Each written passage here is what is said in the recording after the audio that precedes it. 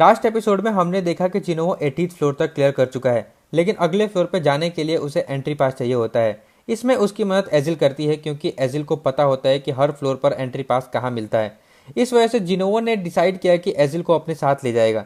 उसकी वजह से जिनोवो आसानी से 100 फ्लोर तक क्लियर कर लेता है और वहां पहुंच जाता है। इस बीच साउथ कोरिया में जेजू आइलैंड रेड पर प्लान चल रहा होता है, जिसमें उसकी मदद करने के लिए जापान के सबसे पावरफुल गिल्ड का लीडर ryuji कोटो भी शामिल होता है। फिर हमें दिखाई देता है कि जिनोवो फाइनली 100 फ्लोर तक पहुंच जाता है, जहां उसका सामना ड्रैगन किंग बैरन से होता है, जो एक ड्रैगन पर बैठा होता है। बैरन और जिनोवो दोनों अपनी आर्मी को बुला लेते हैं और उनके बीच एक घमासान फाइट शुरू हो जाती है। इस फाइट में टस्क बैरन का ड्रैगन मार गिराता है। जिनोवो और बैरन के बीच काफी देर तक फाइट होती है और आखिर में जिनोवो बहुत मुश्किल से डीमन किंग को हराने में कामयाब हो जाता है।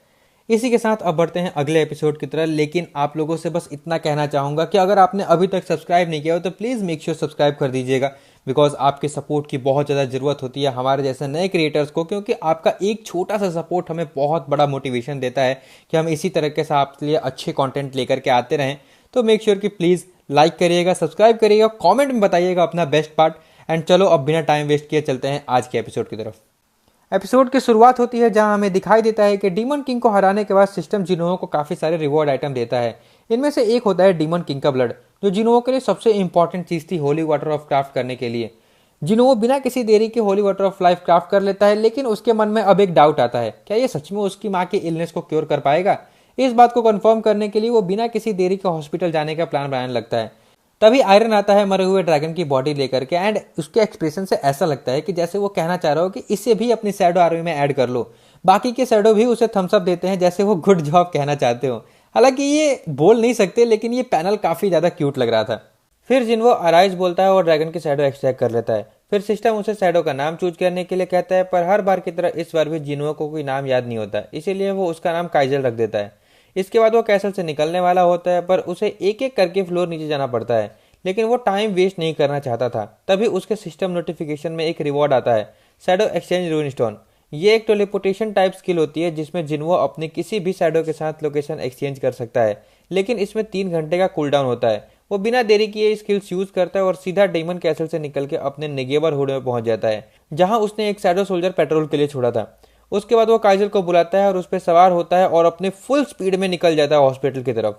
दूसरी तरफ हमें चेयरमैन और जिंचुल दिखाई देते हैं, जो जेजू आइलैंड रेड की प्लानिंग कर रहे होते हैं। तभी चेयरमैन एक extremely strong magical wave sense करते हैं, जो कि काइजल की होती है। चेयरमैन जिंचुल से पूछते हैं, जिनवो से अब तक कांटेक्ट हुआ। जिंचुल रिप्लाई करता है, नहीं सर, लेकिन हम ट्राई कर रहे हैं। फिर सीन शिफ्ट होता है और हमें योनहू दिखाई देता है, जो अपने एक दोस्त के साथ ड्रिंक कर रहा होता है। अचानक वो भी पावरफुल मैजिकल वेव फील करता है, पर इग्नोर करके अपने ड्रिंक पर ध्यान देता है। उसका दोस्त और कोई नहीं बल्कि एक एस रैंक हीलर होता है, मिन बिंग ओ। वो एक रिटायर्ड हंटर होता है जो उतना ओल्ड भी नहीं था, एंड उसके हाथ पैर भी सलामत थे, फिर भी उसने जल्दी रिटायरमेंट ले लिया था। बिंग ऊ पूछता है, तुम सच में जेजू आइलैंड रेड पर जा रहे हो। योनहू कहता है, हाँ, उन एंड्स को खुला भी तो नहीं छोड़ा जा सकता। फिर बिंगू बोलता है, अगर तुम मुझे कन्विंस करने के लिए आए हो तो मैं नहीं जा रहा। योनहू कहता है, नहीं, मैं बस तुमसे मिलने आया था, क्योंकि मुझे नहीं पता कि हम दोबारा मिलेंगे या नहीं। ये सुनकर बिंगू इमोशनल हो जाता है और कहता है, रिटायरमेंट के बाद मुझे कई गिल्ड से ऑफर आए थे, पर जहां सिर्फ खून खराबा हो वैसी जगह पर मैं नहीं रह सकता, इसीलिए मैंने टीचिंग का करियर चूज किया। यूनहू थोड़ा सरप्राइज होता है और कहता है कि तुम काफी वियर्ड हो। मिन बिंगू मुस्कुराता है और रिप्लाई देता है कि मेरे लिए तो ये नॉर्मल है। इसके बाद सीन शिफ्ट होता है और हमें दिखाई देता है कि जिनवो हॉस्पिटल पहुंच चुका होता है, पर उसके मन में अब भी एक डाउट होता है, क्या ये सच में काम करेगा या नहीं, क्या सिस्टम पे ट्रस्ट करना चाहिए या नहीं। लेकिन एट द सेम टाइम उसे ये भी पता होता है कि सिस्टम पे भरोसा करने के बाद ही आज वो इतना स्ट्रांग बना है, इसीलिए वो डिसाइड करता है कि एक बार और सिस्टम पे ट्रस्ट करना चाहिए। फिर बिना किसी देरी के होली वाटर ऑफ लाइफ की पूरी बोतल अपनी माँ को पिला देता है। फिर वो रिस्पॉन्स का वेट करने लगता है, पर उसकी माँ अब तक कोई रिस्पॉन्स नहीं थी, अब तक नहीं उठी थी। जिनको बार बार उन्हें आंखें खोलने के लिए कह रहा होता है, पर देर तक कोई रिस्पॉन्स नहीं आता।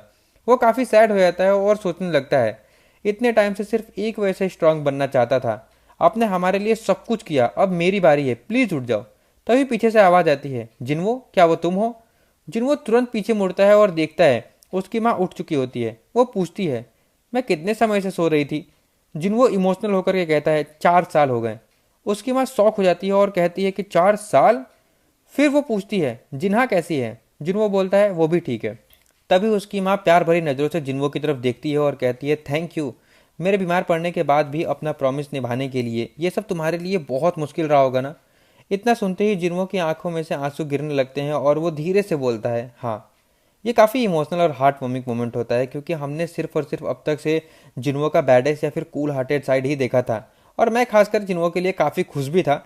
एक टाइम तक ऐसा लग रहा था कि सिस्टम उसे धीरे धीरे हार्टलेस बना रहा हो, पर ये सीन देख करके अभी भी ऐसा लगता है कि जिन्हो के अंदर अभी भी बहुत ज़्यादा इंसानियत है और वो अभी भी एक नॉर्मल इंसान है।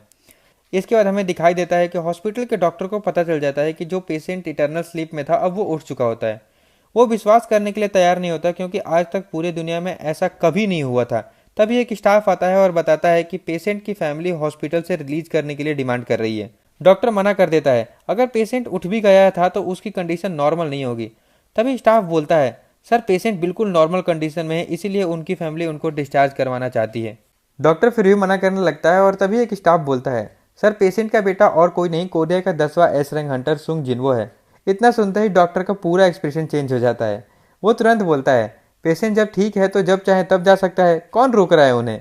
इसके बाद हमें दिखाई देता है कि जिन्हो की बहन जिन्हा भी हॉस्पिटल पहुंच चुकी होती है। जैसे ही वो अपनी माँ को देखती है तुरंत रो पड़ती है और उन्हें जोर से हक कर लेती है। ये सब फैमिली रीयूनियन का मोमेंट होता है। जिन्हो अंदर से काफ़ी खुश होता है, उसे लगता है कि जैसे ये सब उसकी मेहनत का रिवॉर्ड हो। जिन्हो हॉस्पिटल से निकलता है और अपने फ़ोन चेक करता है। उसके पास बहुत सारे कॉल और मैसेज होते हैं। तभी वो न्यूज़ देखता है। उसे एक न्यूज़ दिखाई देती है कि कल रात हवा में एक मॉन्स्टर दिखा गया था। जिन्हो समझ गया था कि ये काइजल की बात कर रहे हैं। तभी उसको एक कॉल आता है सीधे चेयरमैन का। जिन्हो शॉक हो जाता है और पूछता है, क्या बात है। चेयरमैन बोलते हैं, तुमने न्यूज़ तो सुन ही ली होगी। जिन्हो समझ जाता है कि काइजल की वजह से कॉल आई होगी और वो तुरंत बोलता है, सॉरी, अब से मैं केयरफुल रहूँगा। पर चेयरमैन कंफ्यूज हो जाता है और कहता है कि क्या तुमने न्यूज़ नहीं देखी, मतलब रुको मैं तुम्हारे पास आ रहा हूँ, ये बहुत इंपॉर्टेंट मैटर है। जिन्हो और भी शौक हो जाता है और कहता है कि मैं ही आपके पास आता हूँ। जिन्हो चेयरमैन से मिलने आता है और जहाँ उसे पता चलता है कि 4 दिन बाद जेजू आइलैंड रेड होने वाली है। चेयरमैन जिन्हो से पूछता है कि क्या वो भी इस रेड में शामिल होगा। जिन्हो सोचता है, मैं तो नॉर्मली चला जाता, पर अभी मुझे अपनी फैमिली के साथ टाइम स्पेंड करना है। पर इसी बीच उसको एक स्ट्रांग माना वेब सेंस होता है। जिन्हो तुरंत चेयरमैन से पूछता है, यहाँ कुछ हो रहा है क्या। चेयरमैन इम्प्रेस हो जाता है और बोलता है, नहीं, बस कोरिया और जापान के हंटर्स वार्म अप कर रहे हैं जिम में। जिन्हो और चेयरमैन जिम के अंदर जाते हैं जहां 2 एस रैंक हंटर एक दूसरे से फाइट कर रहे होते हैं। सारे जापानीज हंटर उन्हें देख रहे होते हैं और उनमें से एक ryuji गोटो भी होता है। चेयरमैन जिन्हो से कहता है, जो माना वेव तुमने सेंस किया था वो इन दोनों की वजह से ही आ रहा था। तभी जोनिंग भी वहां आ जाता है और जिन्हो को दोनों फाइटर के बारे में बताता है। जो यूनिफॉर्म पहने हैं वो डोंगसुक हैं, फेम गिल्ड के मास्टर, और उनके सामने जो लड़ रहे हैं वो युनहू हैं, जो व्हाइट टाइगर गिल्ड के मास्टर हैं। लेकिन युनहू अपनी फुल स्ट्रेंथ यूज नहीं कर रहा होता। वो फाइट के बीच में मॉन्स्टर फॉर्म में भी ट्रांसफॉर्म हो सकता है। फिर हमें गोटो के गिल्ड के सारे एस रैंक हंटर भी दिखते हैं। गोटो भी जिन्हो की तरफ देख रहा होता है और उसे महसूस होता है कि जिन्हो काफ़ी पावरफुल है। वो अपनी मैनेजर से पूछता है, ये जरूर एक टैलेंटेड एसेसिन टाइप हंटर होंगे। लेकिन उसकी मैनेजर जवाब देती है, क्या नहीं, वो एक मैजिकल टाइप हंटर है। गोटो हैरान रह जाता है, ये पॉसिबल ही नहीं है, वो सोचता है। उसके मैनेजर उसे कहने लगती है कि ये एक ऑफिशियली कंफर्म इन्फॉर्मेशन है, लेकिन गोटो फिर भी यकीन नहीं कर पाता। उसके बाद गोटो की मैनेजर कोरिया के हंटर्स के बारे में इन्फॉर्मेशन देने लगती है। गोटो को लगता है कि ये लोग उसके गिल्ड के हंटर्स के कंपैरिजन में काफ़ी वीक हैं। ये सब बातें वो लोग जापानीज लैंग्वेज में कर रहे होते हैं, लेकिन वहाँ एक कोरिया का ए रैंक हंटर भी होता है जिसे थोड़ी जापानीज आती थी। वो उनकी बातें सुन लेता है और गुस्से में आकर के गोटो की मैनेजर से लड़ने लगता है। दोनों के बीच बात इतनी बढ़ जाती है कि वो एक दूसरे को प्रूफ करने के लिए फाइट चैलेंज करते हैं। फाइट का एक सिंपल रूल होता है, जो पहले दूसरे इंसान की कलाई पकड़ लेगा वो जीत जाएगा। गोटो के मैनेजर तेजी से अटैक करने के लिए आगे बढ़ती है, लेकिन कोरिया हंटर अपने दोनों हाथों को पॉकेट में डालकर फुल कॉन्फिडेंस के साथ खड़ा रहता है। वो हर एक अटैक को इतना इजीली डॉज कर रहा होता है जिसे देख करके गोटो की मैनेजर और भी ज़्यादा गुस्से में आ जाती है। लेकिन हंटर फिर भी अपने हाथों को बाहर नहीं निकालता, जिसकी वजह से उसकी मैनेजर को उसका रिस्ट पकड़ने का कोई मौका नहीं मिलता। इसी बीच हंटर का पैंट फट जाता है और वो एम्बैरस हो जाता है और उसका ध्यान हट जाता है। उसका फ़ायदा उठा करके मैनेजर तुरंत अटैक करती है, लेकिन कोरिया हंटर इजीली उसका रिस्ट पकड़ लेता है और वो हार जाती है। ये देख करके जापानीज हंटर की बेइज्जती होने लगती है। गोटो ये सब देख करके एक न्यू चैलेंज का प्रपोजल करता है, एक टीम बैटल जिसमें कोरिया हंटर और जापानीज हंटर यही सेम रूल के साथ फाइट करेंगे। चेयरमैन समझ जाता है कि ये लोग हमारे स्किल्स देखना चाहते हैं। वो चैलेंज एक्सेप्ट कर लेता है, लेकिन एक और रूल ऐड कर देता है, मैजिक टाइप हंटर्स और हीलर्स इस फाइट में पार्टिसिपेट नहीं करेंगी।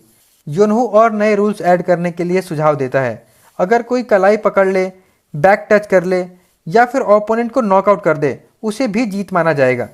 लेकिन ये टीम बैटल होने वाला था, इसी के साथ अब दोनों तरफ से 4-4 हंटर्स फाइट के लिए रेडी हो जाते हैं। जापान की तरफ से ये 4 हंटर होते हैं, किंजो, होशिना, कुमामोटो और काने। कोरिया की तरफ से योनहू, डोंगसुक, चाहेन और लिम होते हैं।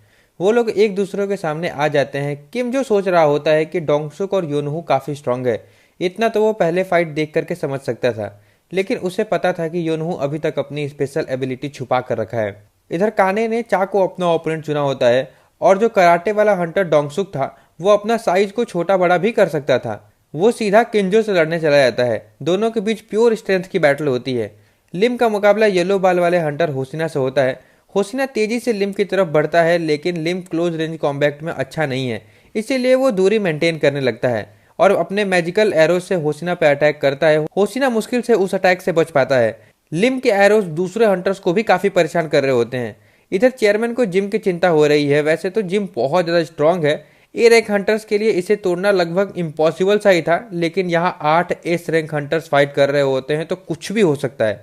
इधर योनहू का मैच कुमामोटो के साथ होता है। योनहू अपने नए फॉर्म में ट्रांसफॉर्म हो चुका था, लेकिन कुमामोटो सोच रहा होता है कि रूल्स को किसकी पड़ी हैं, जो सामने आएगा मैं उसके हाथ पैर तोड़ दूंगा। फिर वो अचानक योनहू के पीछे चला जाता है, लेकिन उसे एक पावरफुल माना सेंस होता है। इससे पहले कि योनहू समझ पाता, कुमामोटो वापस अपनी जगह पे चला जाता है। योनहू उसकी स्पीड देख करके काफी सरप्राइज हो जाता है। वो सोचता है कि कुमामोटो के पास मुझे अटैक करने का काफी बढ़िया मौका था, लेकिन उसने गवा दिया। इधर कुमामोटो को दिखाया जाता है कि वो अंदर ही अंदर काफी डर गया था। वो सोच रहा होता है कि मैं एक हंटर बनने के लायक हूँ भी या नहीं। फिर योनहू सोचता है या तो ये काफी बड़ा जीनियस है या फिर बहुत बड़ा डरपोक है। फिर योनहू पूरा एक्साइटेड हो जाता है और कहता है अब मुझे इसको अपनी असली ताकत दिखानी होगी। उसके बाद योनहू की आंखें और हाथ दोनों का कलर चेंज हो जाता है, जिसे देख करके कुमामोटो की लिटरली फट जाती है। योनहू सीधा कुमामोटो पे अटैक करता है और कहता है कि ये कितनी शर्मनाक बात है कि तुम एस रैंक हंटर होकर के भी इतना ज्यादा कायर हो। तभी पीछे से एक जोर का धमाका होता है और दिखाया जाता है कि डोंगसुक हार चुका होता है। साथ ही लिम को भी आसानी से हरा दिया गया था। अब 2 कोरिया के एस रैंक हंटर हार चुके थे। बचे हुए जापानीज हंटर योनहू के सामने आकर के खड़े हो जाते हैं। योनहू भी सोचने लगता है कि अब इन लोगों के लिए सबसे आसान टारगेट मैं ही हूँ। उसको भी पता था कि चा उससे ज्यादा पावरफुल है, लेकिन फिर भी योनहू कहता है तुम लोग मुझे हल्के में मत लेना। इसके बाद काने और चा का मैच दिखाया जाता है, जिसमें चा काफी आसानी से काने को पीट रही होती है। चा का मूवमेंट इतना फास्ट होता है कि काने को समझ ही नहीं आ रहा होता है कि क्या हो रहा है। चा कंटिन्यूसली अटैक करते रहती है और काने अच्छे से डॉच भी नहीं कर पा रही थी। इसी बीच चा अचानक से उसके पीछे चली जाती है और उसके बैक को टच कर देती है, जिसके बाद काने हार जाती है। फिर चा योनहू की हेल्प करने के लिए बढ़ने लगती है, लेकिन तभी पीछे से कुमामोटो आ जाता है। लेकिन चा तुरंत उसको सेंस कर लेती है और पीछे घूम करके अपने हाथों से इतनी स्पीड में उसको पीट देती है कि वहां किसी को दिखाई ही नहीं देता कि हुआ क्या। इवन एस रैंक हंटर भी नहीं देख पा रहे थे कि क्या हुआ था वहां पे। उसके बाद कुमामोटो पागल जैसा बिहेव करने लगता है। जापान के हंटर्स भी डिस्कस करने लगते हैं कि वो जब गुस्से में आता है तो उसके सारे सेंसेस गायब हो जाते हैं, और जब सब कुछ नॉर्मल होता है तो उसको कुछ भी याद ही नहीं रहता। वो नॉर्मली कुछ खास पावरफुल नहीं होता, लेकिन जब वो पागल होता है तो काफ़ी ज़्यादा पावरफुल बन जाता है।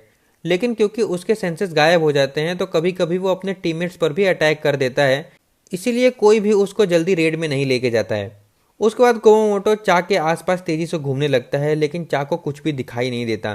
फिर जैसे ही कुमामोटो चा पर अटैक करने वाला होता है, बीच में जिन्वो आ जाता है और चा को बचा लेता है।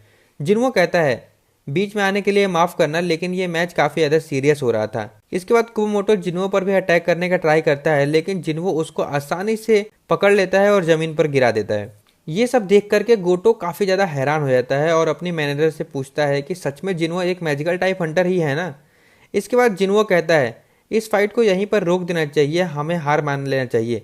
इधर योनहू भी हार चुका होता है। तभी गोटो जिन्वो के पास आता है और उसे फाइट के लिए चैलेंज देता है। इसी के साथ ये वाला एपिसोड यहीं पर खत्म हो जाता है। लेकिन आप लोगों के लिए एक सवाल है, जो इसका सबसे पहले जवाब देगा उसका कमेंट में पिन कर दूंगा और नेक्स्ट वीडियो में शाउट आउट भी दूंगा। सवाल बहुत सिंपल है, गोटो के मैनेजर का नाम क्या है? जवाब कमेंट में फटाफट लिख दीजिए। अगर आपको ये एक्सप्लेनेशन अच्छा लगा हो तो प्लीज़ लाइक कर दीजिएगा और ऐसे ही कंटेंट देखने के लिए सब्सक्राइब भी कर लीजिएगा। और किसी एनिमे का अगर आपको एक्सप्लेनेशन चाहिए हो तो वो भी कमेंट में ज़रूर बताइए। तब तक के लिए मिलते हैं नेक्स्ट वीडियो में, बाय।